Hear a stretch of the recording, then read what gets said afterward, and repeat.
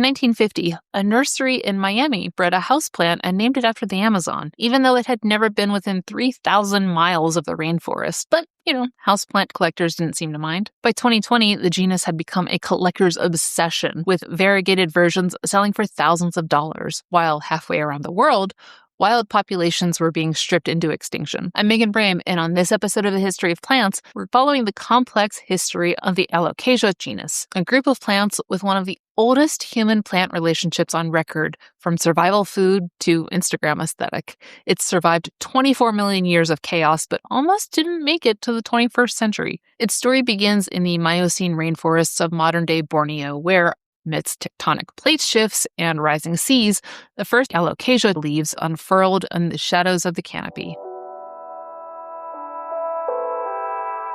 24 million years ago, the slow-motion collision of the Australian and Eurasian tectonic plates created absolute chaos, fracturing the Miocene region, also known as Sundaland, into a jagged mosaic of landmasses. As the world's thermostat flickered, sea levels fell and formed temporary land bridges that acted like botanical highways, connecting these little islands to the mainland. It was during this window of opportunity that a population of Colocasia gigantica in the mainland Southeast Asia split. One lineage stayed put in the open, sun-drenched wetlands, but the other got a little curious and ventured across these transient bridges towards what we now know as Borneo, becoming the first Alocasias. As they moved deeper into the heart of the island, the environment shifted, and the plant began entering the deep emerald gloom of the primary rainforest understory. Here, the massive canopy above swallows about 98% of the sunlight,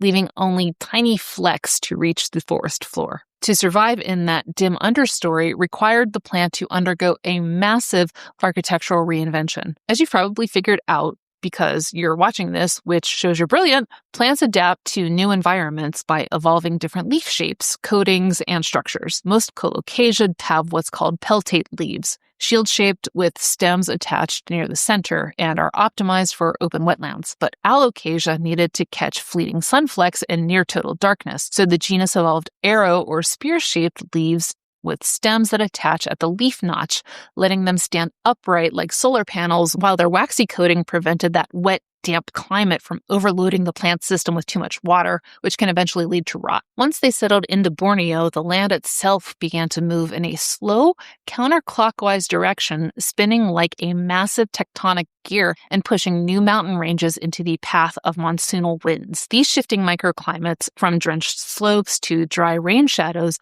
became evolutionary laboratories, forcing the Alocasia to diversify into the hundreds of unique forms we see today. The genus didn't stop on the coast, though. During the Pliocene and Pleistocene eras, sea level fluctuations reopened migration corridors across the Wallace Line, the biogeographic boundary between Asia and Australia. Alocasia moved east into the Philippines, New Guinea, and eventually Australia. It's during this same window, roughly about 2 million years ago, that we see the first records of Homo erectus migrating into the region. It's one of the earliest points in the human timeline showing habitation outside of Africa, yet Alocasia already had a multi-million-year head start on us, refining its dramatic silhouettes and lethal suite of chemical defenses, but more on that in a second. By the time the doors finally slammed shut 10,000 years ago, as rising seas created the South China and Java Seas, humans and Alocasia were already locked in a complex dance of survival, which we know because of what we found in the dirt. In 1989, archaeologists excavating the Kilu cave on Buka Island in the Solomons found stone flakes, primitive but effective cutting tools dating back nearly 28,000 years. Other than their age, the tools weren't remarkable, but the microscopic residue on them was. Researchers identified starch grains and calcium oxalate raphides, needle-like crystals that can really mess your mouth up if eaten. But these raphides were particularly interesting because they had a very specific bridge structure and wedge-shaped tip. It was a diagnostic match for Alocasia mycorrhizos, the giant Alocasia. This showed Pleistocene hunter-gatherers clearly understood that raw Alocasia forms were packed with raphides that puncture soft tissue and deliver irritating proteins. To eat them, you'd have to know the secret: prolonged grating, soaking, and roasting to neutralize the defense system.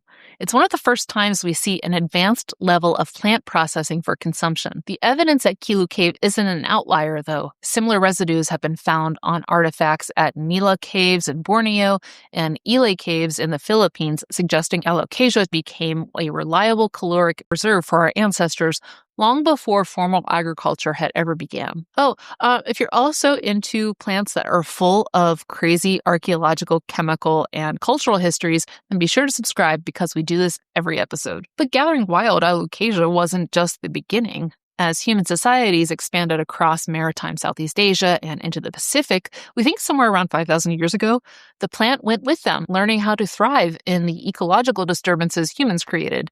It became what archaeologists called a canoe plant. Canoe plants are a select group of species that Austronesian voyagers carefully packed into the hulls of their outrigger canoes and were essential for survival in unknown lands. Taro for starch, breadfruit for reliable calories, sugarcane for quick energy, bamboo for construction, and of course, Alocasia. These canoe plants rode thousands of miles across open ocean with their human companions, with the Alocasia plants tucked away in baskets of moist soil, becoming one of the most widely distributed root crops in Oceania. Unlike other crops that required pristine conditions, Alocasia was hardy. It could handle the salt spray that pelted canoes during long voyages.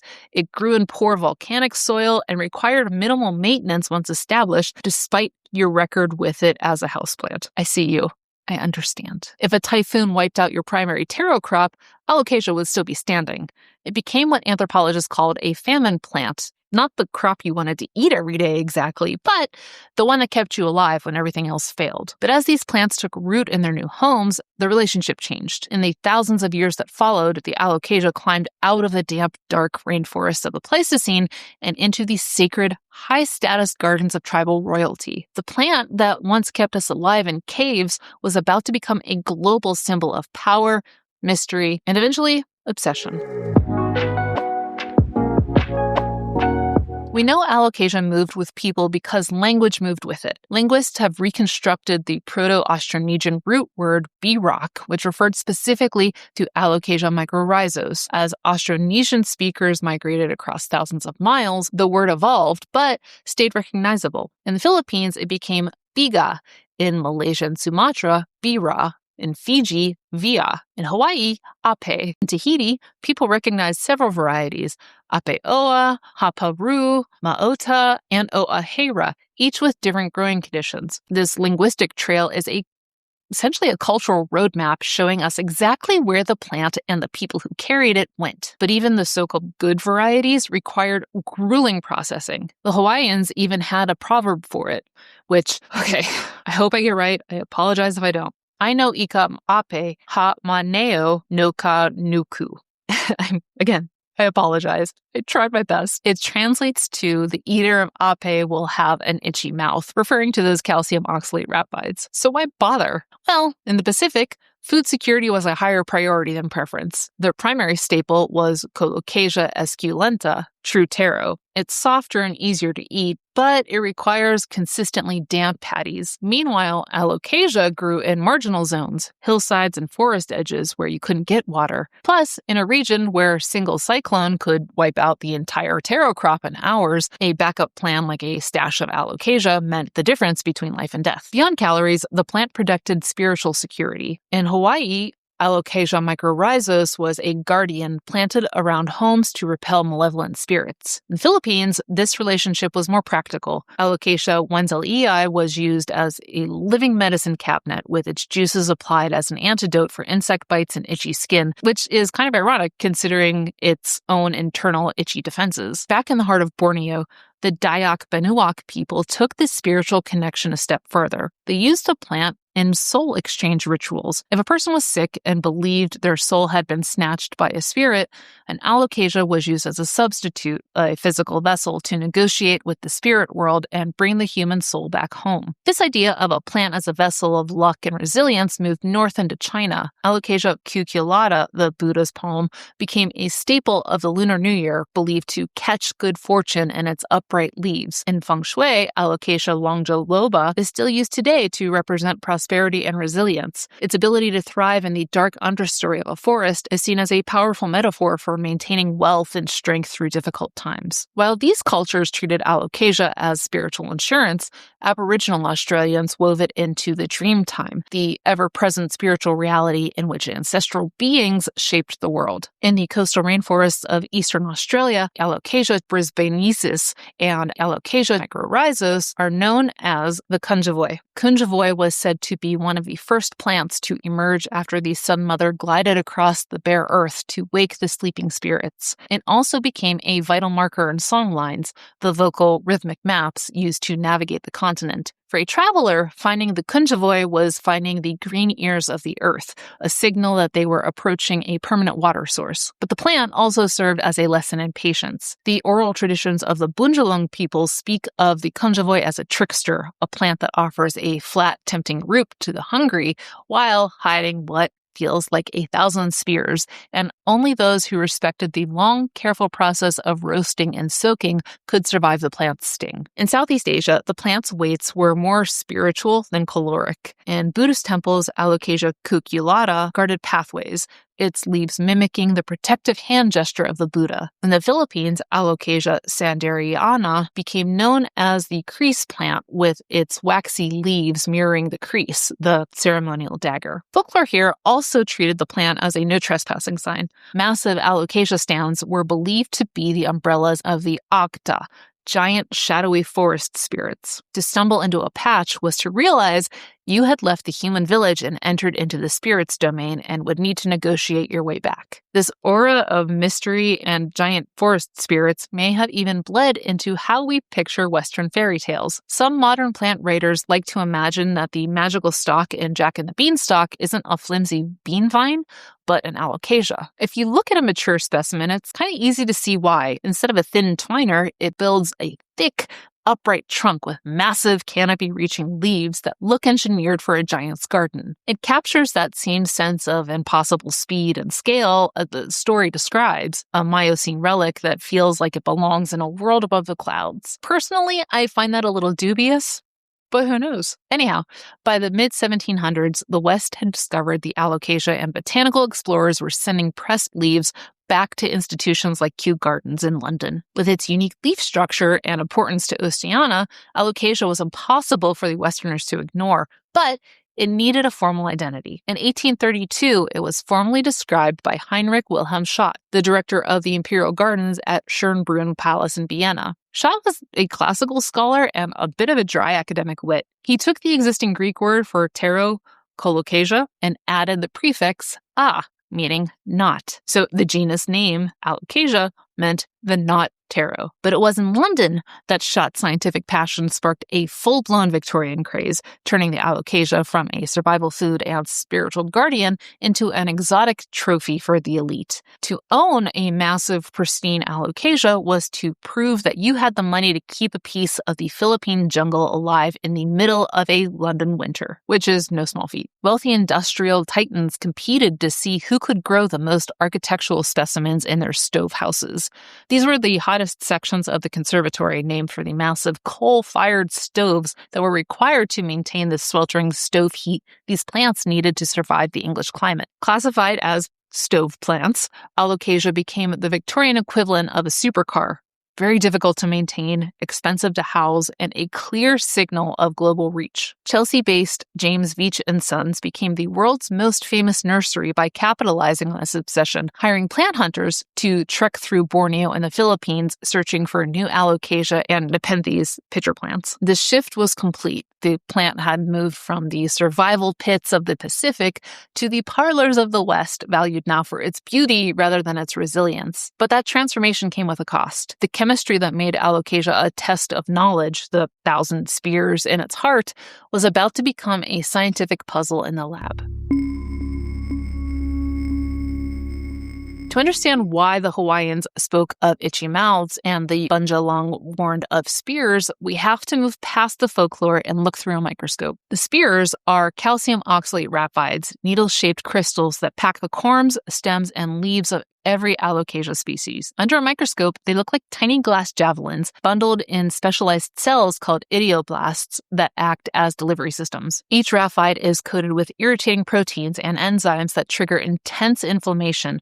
When you bite into raw Alocasia, those cells rupture, firing thousands of microscopic needles into your tongue, throat, and esophagus. Your mouth swells, your throat closes, breathing becomes difficult. In severe cases, the reaction can last for days.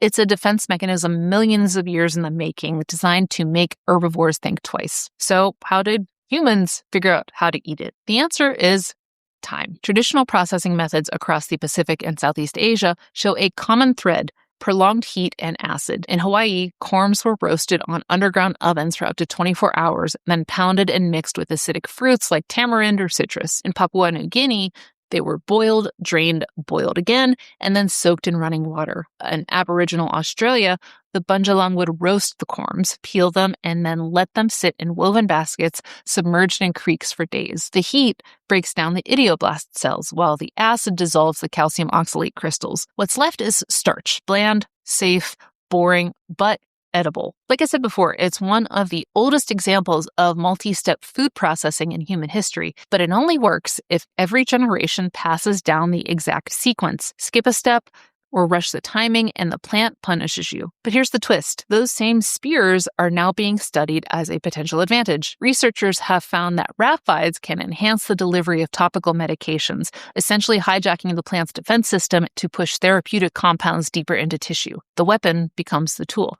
While Pacific Islanders were learning how to neutralize raphides, South Asian herbalists were learning how to harness them. In the Ayurvedic and Unani traditions of South Asia, Alocasia indica, known in Sanskrit as manaka, is a cornerstone of internal medicine. It was used as a potent laxative and a treatment for jaundice and diabetes. Externally, it serves as a rubefacient, a substance that increases blood flow to the skin to draw out the pain of rheumatism and gout. Pedial juice was applied directly to aching teeth or dropped into infected ears to treat otaria, the medical term for pus discharge. In Southeast Asia, the plant uses are even more localized. The Matigsalug tribe of the Philippines uses the antibacterial properties of Alocasia danderiana to treat oral pain, while in Thailand, the rhizomes are a traditional first aid for snake bites. In Papua New Guinea, the sap is applied to the forehead for headaches, and the leaves are often steeped in coconut milk to treat sexual insufficiency, leaning into the plant's symbolic association with strength and vitality. In the last decade, laboratories have begun isolating the bioactive compounds responsible for these traditional uses, and the list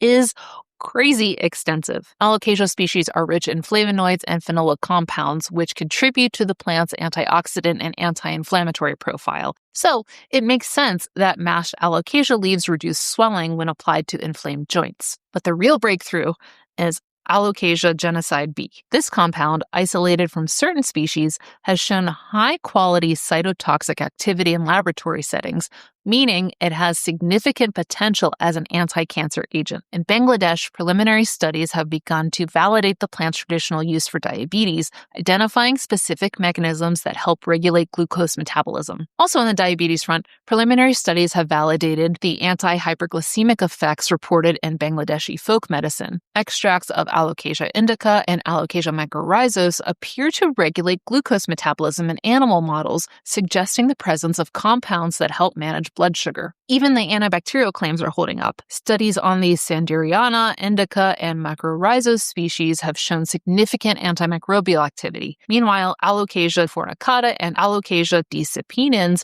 showed moderate to good effects, while others, like Alocasia rispenensis, showed none. And then there's the anti-tumor research. Alocasia cucullata, Buddha's palm, has been shown to activate anti-tumor immunity in animal models, triggering the body's own defenses rather than directly attacking attacking cancer cells. It's a different strategy than chemotherapy, and traditional medicine systems have been using it for centuries without calling it immunotherapy. In 2024, researchers at the University of Rajshahi in Bangladesh published a study that adds another layer to this plant's defensive complexity. They isolated a specific protein called lectin from the rhizome of the Alocasia mycorrhizos. While we've known about the stinging raphides for ages, this lectin represents a much more sophisticated form of biological armor. The study revealed that this protein, named AML, acts as a potent microbial agent, effectively inhibiting the growth of dangerous bacteria like E. coli or Shigella dysenteriae. But even more intriguing was its performance in oncology labs. In both in vitro and in vivo trials,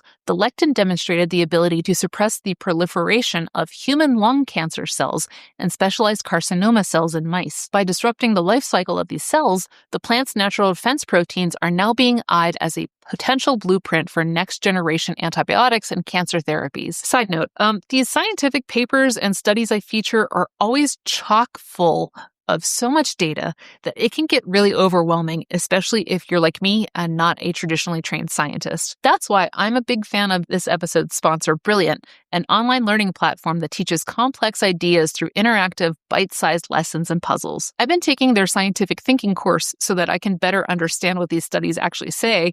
That way I can hopefully break them down for you in a way that makes sense. But they've also got courses in math, science, data, AI, and programming, so you can learn those subjects you fell asleep in at school in a way that actually sticks and at your own pace. Also, as a little fun fact, their Truth and Lies course is perfect for exercising that deductive reasoning part of your brain, so you can finally shut down that weird cousin who just won't stop ranting about God knows what at family gatherings. You know who I'm talking about. Brilliant's giving my greenies 30 days of access on the house, plus 20% off their annual subscription once you decide to stick with it. You can head to brilliant.org/plantrums, scan the QR code, or click the link in the description. Thanks to Brilliant for supporting this episode and helping me actually understand what I'm reading when I'm on PubMed. So, after all these years, science was finally catching up to what traditional systems had known for millennia, which would have been a perfect ending, except, of course, that in the 20th century, Alocasia went from elite trophy to mass market obsession. And that nearly killed it. This era began with an identity crisis. Back in 1891, French horticulturist M.M. Chantrere created a hybrid of Alocasia longoloba and sanderiana, naming it Alocasia mourtefontainensis. It remained an obscure collector's item until the 1950s, when a nurseryman named Salvador Mauro brought a version of it to the American masses. We're not sure if it was a coincidence or more nefarious, but he dubbed his version Alocasia amazonica, a nod to his business, Amazon Nursery. That one marketing choice created a global myth that unfortunately persists to this day, leading people to believe this Southeast Asian plant is native to a South American jungle. By 2024, the houseplant renaissance reached a fever pitch. One variety, the mythic Dragonite, was dubbed the proven winner's houseplant of the year. On TikTok and Instagram, hashtag Alocasia began to rival the Monstera Thai constellation for dominance. Celebrated for its architectural drama and perceived unkillable resilience, a reputation that anyone who has actually grown one of these will tell you is wildly optimistic. We stopped seeing the plant as a trickster and started seeing it as an aesthetic. It even made its way into our digital dreams. The glowing, oversized flora in the film Avatar was directly inspired by the architectural curves of the Alocasia and other aroids. By the time The White Lotus Season 3 aired in 2025, tropical plants, including nods to Alocasia, had become visual shorthand for luxury, exoticism, and underlying danger. In September 2025, the market reached a staggering new peak. A single highly variegated specimen of Alocasia frydek sold for $10,000 on the Palm Street auction app, breaking records and proving that the Victorian competitive spirit is alive and well in the digital age. While the West was obsessing over houseplant aesthetics, Southeast Asia never stopped using Alocasia as food. Vietnam and Thailand remain one of the largest producers of Alocasia mycorrhizos for culinary purposes. The corms are still processed through a labor-intensive boiling and soaking to remove the raphides, then sold in markets as a starchy kind of side dish. It's nowhere near as popular as Colocasia, which is easier to process and taste better, but in rural communities, Alocasia still holds its place as a reliable backup crop. And that's where the paradox hits the hardest, because while Alocasia species were being mass-produced in Dutch greenhouses and shipped to IKEA, the wild populations of endemic Alocasia species were collapsing. According to the IUCN and Philippine Department of Environment's DAO 2017-11, several species are now listed as critically endangered, the last step before extinction in the wild. Alocasia sanderiana, the crease plant that Mauro used to create Amazonica, is now critically endangered in its native Mindanao due to overcollection and habitat loss. Alocasia atropurpurea and Alocasia sinuata are in the same category, restricted to rapidly disappearing limestone karst forests that are being quarried for cement. The Philippines alone is home to 15 species, 12 of which are found nowhere else on Earth. Alocasia nectaris, the batwing alocasia, exists only in Panay Island. Alocasia scalprum is limited to Dinagat and Samar. So when a forest in Panay or Sumar gets cleared, entire species disappear globally, not just locally. For all the problems logging can cause, poaching might be an even bigger threat. Rare Alocasia species, particularly the variegated and highly textured varieties, are being illegally harvested from the wild to feed the global houseplant trade. A single mature specimen of Alocasia zebrina, listed as vulnerable under Philippine law, can sell for hundreds of dollars online. Some collectors may justify it by saying they're rescuing plants from threatened habitats, but the results are the same. Wild populations shrink, genetic diversity collapses, and species edge closer to extinction. There's hope, though. Botanical gardens are establishing seed banks. Conservation groups in the Philippines are working with local communities to protect endemic populations. Tissue culture labs are propagating rare species to reduce pressure on wild stocks. The science that validated traditional medicine is now being used to argue for habitat preservation. And slowly, the houseplant community is beginning to ask harder questions about where their plants come from. Alocasia bridges the gap between the wild survival of the past and the way we value nature today. From Pleistocene stone tools to TikTok plant hauls, from Aboriginal songlines to Avatar, from calcium oxalate crystals to cancer research, this is a plant that has never stopped adapting to human needs. Maybe that's the real story of Alocasia. It didn't survive 24 million years by being perfect. It survived by being useful, adaptable, and just poisonous enough to keep us on our toes. I'm Megan Brame. Thank you for joining me on another episode of The History of Plants. Jump into the commentary episode on Patreon to get behind-the-scenes details on this episode, or if you're ready for the history of another houseplant staple, check out my episode on the snake plant and learn about how it went from protecting grave sites to a NASA lab, and what everyone gets wrong about it cleaning the air. Until next time, greenies, stay curious and don't forget to flourish.